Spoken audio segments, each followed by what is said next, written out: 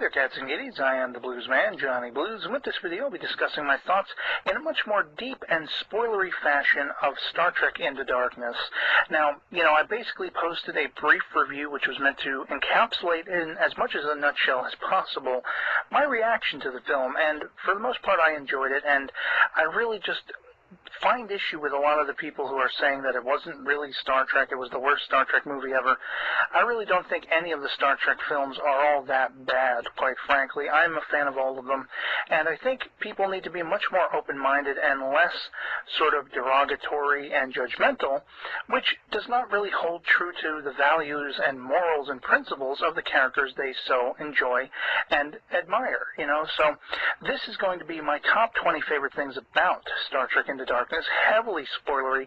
If you haven't seen the film, I highly recommend you check my initial video out first and watch the film after that, or, vice versa, and then come back to this video at a later time, because I'm going to be potentially ruining the story for you if you haven't. So these are, as I say, my top 20 favorite things about Star Trek Into Darkness.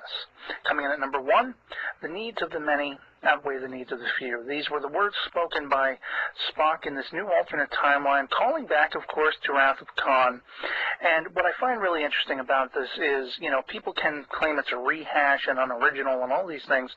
You had aspects of the 2009 Trek that were original and people really didn't enjoy. They didn't really enjoy the villain Nero. They wanted something different. When the, speculations about Into Darkness were coming out about who the villain would be, a lot of the speculation going around was people fanning over the ideas of original TOS characters, potentially making a return to screen in a sort of reinvention, and it was all okay unless it happened to be Khan, and then all bets were off. We were going to be upset about it. What I really think is the case with this particular film is, I don't think it's a rehash so much as a re-examination of the dynamics between those characters and really looking at what makes them who they are, how they interplay against each other if the situations are reversed. In the case of Spock and Kirk especially, because as we see in Into Darkness, it's Kirk who sacrifices himself rather than Spock. But Spock begins the film very much in a similar way to Wrath of Khan, where we think he's going to die at any moment. And I really felt like it was a nod to Wrath of Khan, more so than just a rehash or we can do it better. It was saying, this is our favorite film. This is the epitome of Star Trek as we see it. And this is what we're trying to do with this film. We're trying to play that what if, as I said in my brief review. What if those roles were reversed? How would things go? How would that story be in an alternate universe, as we've set up in our previous film, the 2009 Trek? And so that moment, when I heard those words, really stood out to me as just freaking awesome. Now, coming in at number 2, I was shocked to almighty heaven, if there is such a thing, with the suicide bombing that features Noel Clarke, who most of you will know as Mickey Smith from Doctor Who. I did not see that coming. I mean, I remember the trailers and the sneak previews and stuff like that, where you see him putting something into a glass, looks like Alka-Seltzer, and it ends up being his ring, and it's actually an explosive. That just literally rocked me to my core, seeing half of that city block taken out, and knowing all of those people who died in the aftermath, knowing Khan was involved, and it involved the, sickness and disease that was plaguing this character's daughter. We didn't really find much out about that beyond that, but it's a very simple and sort of, understandable equation, and it just really stunned the hell out of me. Coming in at number 3, Pike's sticking up for Kirk. This was after, of course, he is sort of defrocked and dethroned for his malady at Nibiru, or however it's pronounced, where essentially they save the planet. They were only there to observe it, but they end up breaking the Prime Directive. And Kirk is a man of many mistakes. He's very impetuous, he's very gut reactionary, and he's not the Kirk of old. And it's arguable, as I said in my brief review, as to whether he is well on the way to becoming that by the end of this film. But obviously, the journey is this film, and you have Pike being the only person who has faith in him, and you see just how much this means to Kirk when they're in the bar, and he basically says, they gave the Enterprise back to me, they took it away from you, but I put in a good word. I convinced, Admiral Marcus to let you be my first officer, because I really think there's a greatness inside you. And I've been there. I've had people put their arm on my shoulder when the rest of the world hadn't. And so I could really equate, sort of that similar emotion to what Kirk must have been going through when he realized, this cat is somebody who really does believe in me. He really cares. And he's not, he's that much more not alone in the world. I really thought that was an awesome moment.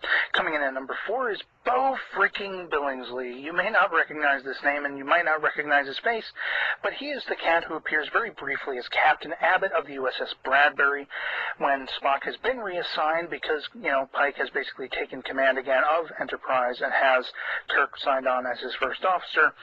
He is the voice of Jet Black from Cowboy Bebop. For any of you who may be anime fans as well as sci-fi fans, and I just happen to love any time I get to see the voice actors and on-screen actors who have done the voices of anime characters I like, from Ghost in the Shell to Bebop, and seeing him in there, hearing that voice, it was just awesome to me. And he also crops up in Terminator Sarah Connor Chronicles as well, so I just thought that was awesome. Little footnote, not really Star Trek related, but sue me. Coming in at number 5, though, Kirk figures out Khan's plan.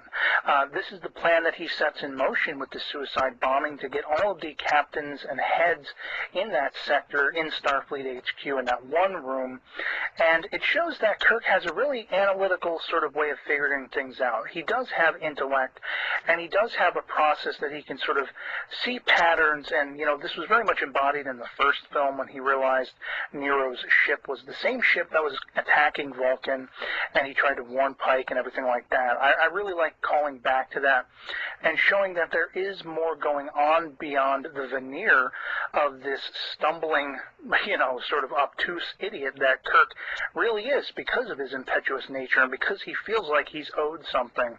And again, that's part of the journey he takes in this film to figure out, no, it doesn't quite work out that way.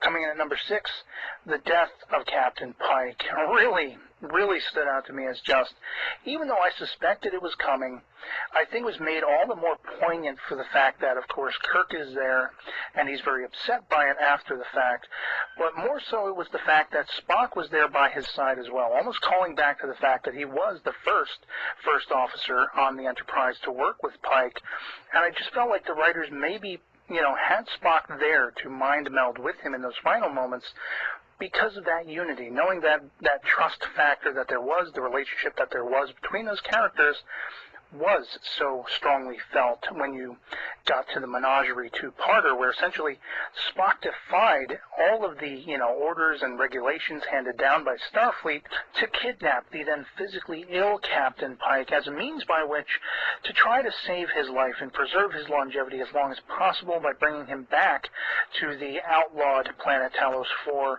And, I just felt like for that, it was a very poignant and beautiful moment that those two were together in Pike's final moments. Coming in at number 7, RoboCop's office and the many little ships that you see depicted in it. Of course, this is referring to Peter Weller's Admiral Marcus character when Kirk and Spock have uncovered where Khan went with the help of Scotty, which is the planet Kronos, of course, the Klingon homeworld, and misspelled though it may be. You see all those little ships sort of displayed behind Admiral Marcus's desk, and among them is the NX-01 from Enterprise, the series, which I loved seeing that little ship, as well as, of course, the Phoenix, which was Zefram Cochrane's first warp-drive ship, and, of course, that sort of white spiral-designed ship that is said to be called the Enterprise, which appears in the motion picture as one of the ships on display to have carried the name. I can never remember the actual classification of that ship, but I loved seeing it there displayed among them. I just thought it was really, really awesome. And, of course, coming in at number 8, the gorgeous debut of Carol Marcus and the mysteries that snowball from her debut in the film. I mean, she basically is on screen using a false name at first, and you really don't know, is she in league with the bad guys? Is she in league with the good guys? And it's really rife for debate in my mind as I'm watching the film, because there's a moment later on where Khan says something about, we're in danger, he will catch up to us, meaning Admiral Marcus. And Carol goes off running, and it's just like, what is going on? Why is she here? What is her purpose for being here? How did she come to be here if her father doesn't even know about it? And all these mysteries are answered by the end of the film in a very interesting way, I felt.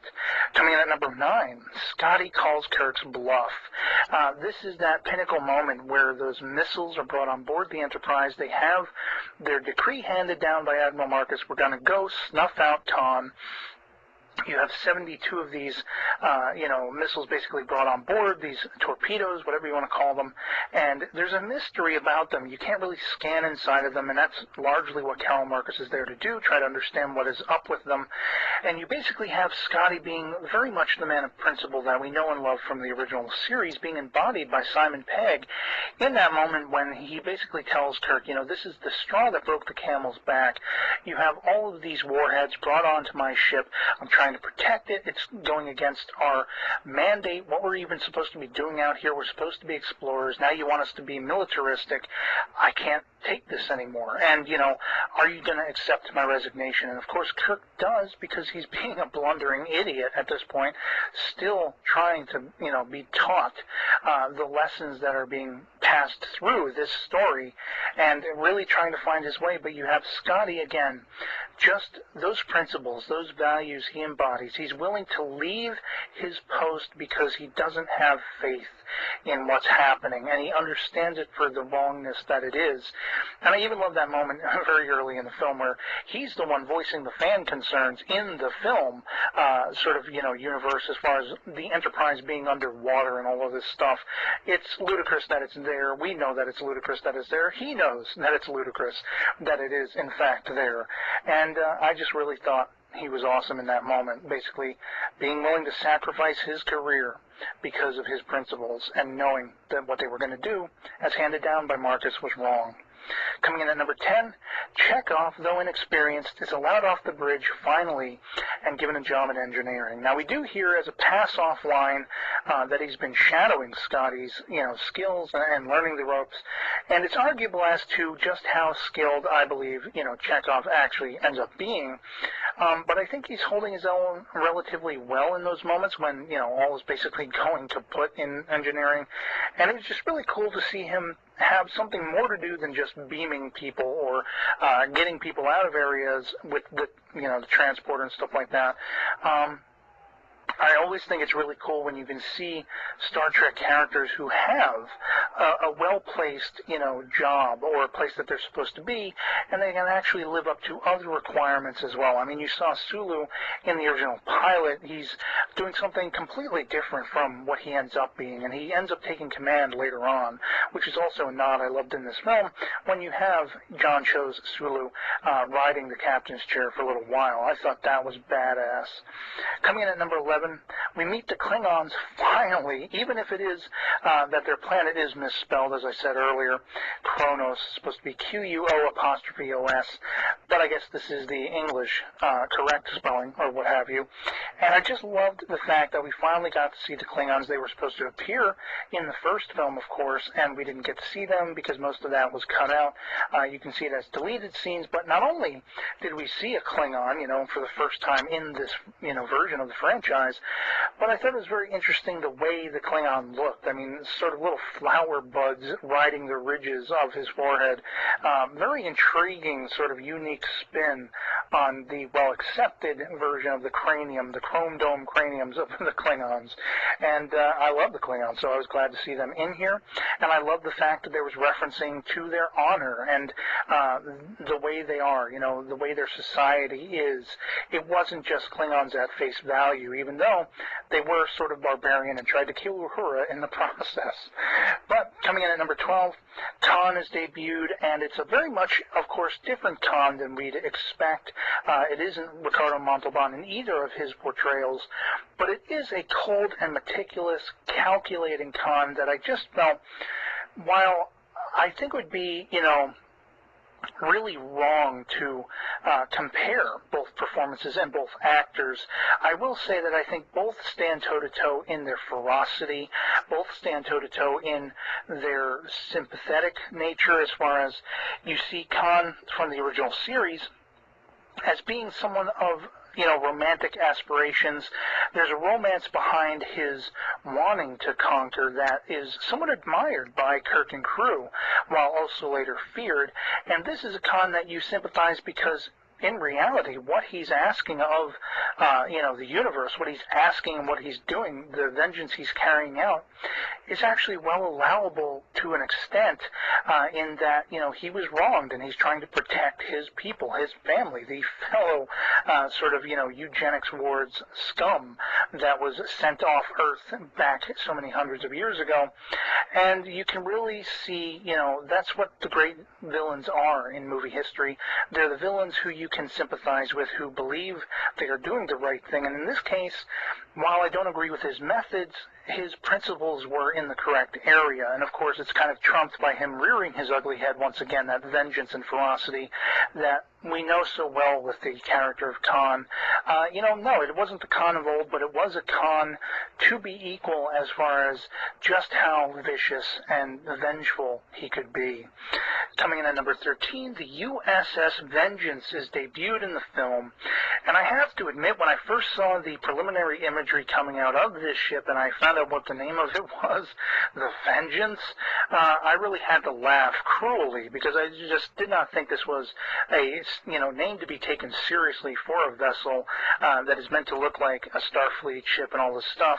But it is a dark and ominous ship, not only darkly colored, darkly painted, but its size, its warhead capability, and all of these aspects, who was in command of it, the reason behind it. I mean, this is essentially a Section 31 flagship. And anyone who has ever watched Deep Space Nine and is familiar with Section 31, the continuation, sort of prequel-esque continuation of the Section 31 story in the series Enterprise, to see such a threatening organization that exists, sort of not on paper, in the heart of the Federation, to suddenly have a humongous warship of their own, I mean, it doesn't get any more ominous than that. And it very much cuts to the cloth of, as far as I'm concerned, what the movie is about at its heart. People are calling this movie the worst Star Trek movie ever. People are calling this not real Star Trek.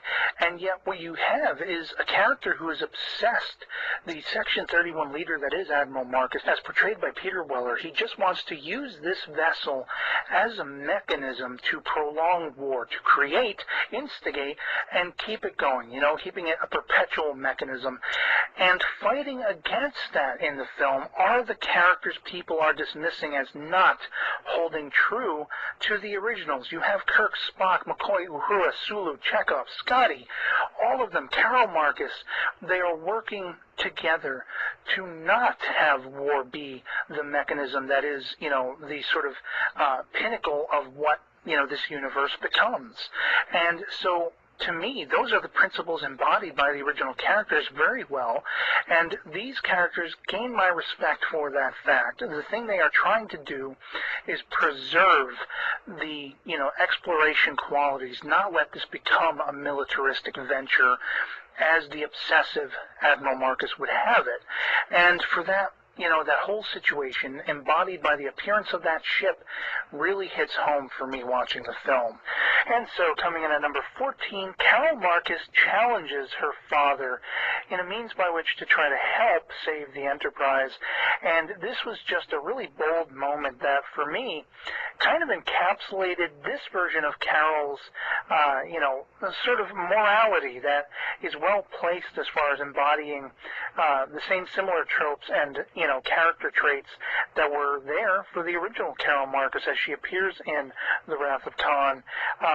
She was very much against Starfleet and the militaristic side of things. We know she had a relationship with Kirk and eventually was the mother of his child, David. And it was just a very interesting moment to see her have much more to do in that, the mysteries I touched on earlier as far as what was unfolding in the film, finding out that she was there without her father's knowledge, sort of uncovering what his mission was, and trying to understand it, and coming face to face with this man who she realized in that moment she never really knew. She never really gauged how bad he could be, how much, evil was inside him. and basically standing toe-to-toe with that, saying to him across the view screen, you know, you're going to have to destroy the Enterprise with me aboard it if you want to, you know, play that game. And of course, you know, he got the better of her temporarily, beamed her over to the Vengeance. But just seeing her stand up for herself, stand up for the entirety of the crew of the Enterprise, it made her character so pivotal, to my mind, in the film. Now, coming in at number 15, Kirk's mistakes really catch up with him to a point that he, when faced with the Vengeance, he actually has to turn around, face his crew, and apologize to them. He finally realizes it. Finally, he's driven home the danger, the risk, and all of the things that he has not given any thought to. The respect, as Captain Pike puts it, for the chair and its responsibilities. And in that moment, there's a turning point that, you know, still has a little ways to go, but it's the turning point that matters the most by the end of the film, which I'll be getting to in a few minutes. Coming in at number 16, Khan and Kirk team up. They work together. Of course, before Khan ends up showing his true evil and his true nature, but you basically have this great, interesting dynamic where, you know, as I say, it kind of playing on the original Space Seed relationship between Kirk and Khan. They are adversaries, but at the same time there's an admiration between them. And in this case, Kirk believes he is going to utilize Khan to an end, and Khan also believes he's going to utilize Kirk to an end. And Khan's, you know, ends don't justify the means. They are later besieged by the good that is Kirk and Spock and all of them. But in that moment, seeing those two that we know to be mortal enemies, this would be akin to watching Batman and Joker side together because Darkseid is coming. It's very much the iconic, and again, flipping it on its ear, that this movie gives us the ability to see. What would it be given these circumstances? It would be Kirk and Khan for a time, a very short time, but a time nonetheless, working together. And that was just phenomenal as far as that what if about, you know, if those roles were reversed, if the story had been different, how would it have been different if they had met? And yeah, so I thought that was actually pretty phenomenal and intriguing. Coming in at number 17, Kirk makes the necessary sacrifice. As I referenced earlier, this is the place that the turning point took him to, as far as he's learned from the mistakes, the things like, you know, basically going against the Prime Directive, breaking all the rules to suit his own wants and needs and feelings and emotions. His impetuous nature, this is where it's gotten him. And he's basically ready to sacrifice himself in those final moments when they realize, you know, part of the engine core of the Enterprise is askew, and he's got to basically make that climb into the center of this thing, risking life and limb, much akin to how Spock did in Wrath of Khan. Once again, you know, I'm going back on that.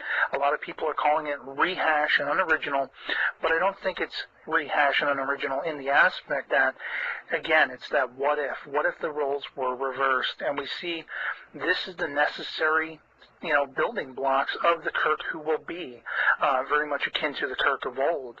He's learned from his mistakes. This is his ultimate Kobayashi Maru, very much on the edge of Klingon space, as it was in Wrath of Khan, in the simulation Kobayashi Maru in any case. And Kirk does it. He rises to the challenge, and it's phenomenal. Coming in at number 18, vengeance rains down upon Frisco Bay. Quite literally, you know, this is basically Khan's last-ditch attempt to just cause as much damage as he can on the Earth and its people by crashing down the USS Vengeance into Frisco Bay, destroying Alcatraz, among other things, probably killing thousands. Oh, you don't hear much people complaining about the thousands of dead that, you know, were wrought by Khan in this movie, as opposed to Man of Steel, where everybody is very vocal about it, but I digress. Coming in at number 19, Kirk's actual death and rebirth. In this film, yes, it does mirror Spock's in Wrath of Khan and The Search for Spock, respectively, but again, I go back to this being an examination of the characters and their relationships, the dynamics between them, why they are more than just co-workers. They are, in fact, family. They've earned the right to admire each other, to care for each other, to risk life and limb for each other, as Kirk of old did. He broke all the rules to save Spock's life, and not just in this movie, but between Wrath of Khan and The Search for Spock. He went above and beyond the call of duty, and completely just threw in the garbage all of the rules and regulations of Starfleet for his family, for his brother. And we see that very much sort of come to a peak in this film as well, playing back on that as a sort of love letter and examination of why these characters feel the way they do about each other, why they are so necessary and integral in their relationship. One cannot function without the other. Spock is the cold logic who needs the emotional Kirk to basically bring him a level of humanity, whereas Kirk is all impetuous and humanity, very gut reaction. He needs the cold, soothing logic that is Spock. And of course, McCoy should be in there as well. That's probably the biggest fault I see with these films, that you don't have a triumvirate with McCoy being the heart and soul between those two characters. But it's a minor fault for a film that otherwise really thoroughly impressed me. And coming in at number 20, Space, the Final Frontier. When Chris Pine's Kirk finally utters these words, even though it is a funerary incantation to commemorate the rededication of the Enterprise, as well as lay to rest the memory of all those lost, and most specifically Captain Christopher Pike, that, knowing that they got their 5-year mission finally, that Kirk earned the right to his captaincy, and that the journeys are officially beginning here and now, was just a really touching moment. Once again, calling back to my mind the original series, and I really feel that this movie was a celebration of all those old tropes, rather than a rehash and a we can do this better kind of mentality. And I think anyone who is not satisfied with the film, you know what? Do like me and go back and watch the original series. While I loved this film and I loved a lot of aspects to do with it, it made me even have a greater appreciation for what came before. The original series, the integrity and the respect and, all of those wonderful things that made that show what it was and gave us all the myriad other incarnations that are alive today. And so, infinitely, basically I just want to say, as I said in my brief review, there are several different kinds of Star Trek out there, and there's really something for everybody. But when it comes to the people who are dismissing this film as not being traditional Star Trek or the right kind of Star Trek, it is wholly unbelievable that Trekkies will claim such things, that this was the worst Star Trek ever and all of these things. Essentially, what they're doing, in my mind, is checking the values and the principles of the characters and the series creator that they so admire at the door, and suddenly becoming very hateful and spiteful and judgmental, which is so unlike what it is that they feel is so admirable about Star Trek on whole. And really, as I said to somebody recently on Facebook, at the end of the day, this is just entertainment. It's not meant to be a gospel by which that you should live your daily life. The values are ones to be admired, but it's entertainment. And if you can't be entertained, find something that you can be entertained by. So that'll be pretty much it for me on this. I am just thoroughly, more impressed with Star Trek Into Darkness than I ever thought I would be, quite frankly. And I can't wait to see what the next chapter will be. I'd love to hear from you guys in the comments below. How many of these moments, stood out to you as far as being things to be impressed or admired or have fun with? What are some moments of your own that I might not have mentioned that you thought were really cool? And otherwise, that'll be it for me. Hope you're all doing well, and I'll catch you later. Live long and prosper.